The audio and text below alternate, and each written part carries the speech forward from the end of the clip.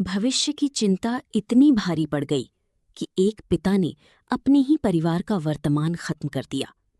जमशेदपुर की एक शांत सुबह जो आम दिनों की तरह शुरू हुई थी, कुछ ही घंटों में एक ऐसी दर्दनाक घटना में बदल गई जिसने हर किसी को झकझोर कर रख दिया।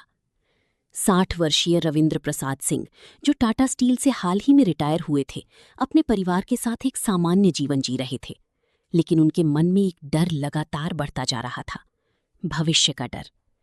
रविंद्र प्रसाद अपने पीछे एक बड़ा परिवार छोड़कर जाने की चिंता में डूबे रहते थे। उनके 4 बच्चे थे, बड़ा बेटा अभिषेक, बेटी प्रिया, सुप्रिया और सबसे छोटा बेटा रविकीश। बड़े बच्चे अपने अपने जीवन में सेटल हो चुके थे, जबकि छोटे बेटे रविकीश की शादी की तैयारियां चल रही थीं। आर्थिक रूप से भी वे सुरक्षित थे। रिटायरमेंट के बाद मिले 1 करोड़ 28 करोड़ रुपए में से 85 लाख रुपए उन्होंने सुरक्षित निवेश कर दिए थे। फिर भी उनके मन की बेचैनी कम नहीं हो रही थी। समय के साथ उनकी चिंता डिप्रेशन में बदलने लगी।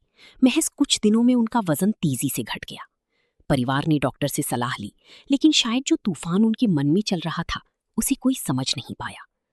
11 मई 2026 की सुबह करीब 4 से 5 बजे के बीच घर में सब कुछ सामान्य था। पत्नी सरिता घर के काम में लगी थी।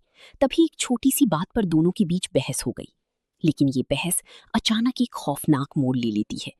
गुस्से में आकर रविंद्र प्रसाद अपना आपा खो बैठते हैं और घर में रखे हथियार से अपनी पत्नी पर हमला कर देते हैं। इसके बाद जो हुआ उसने इंसानियत को भी शर्मसार कर दिया।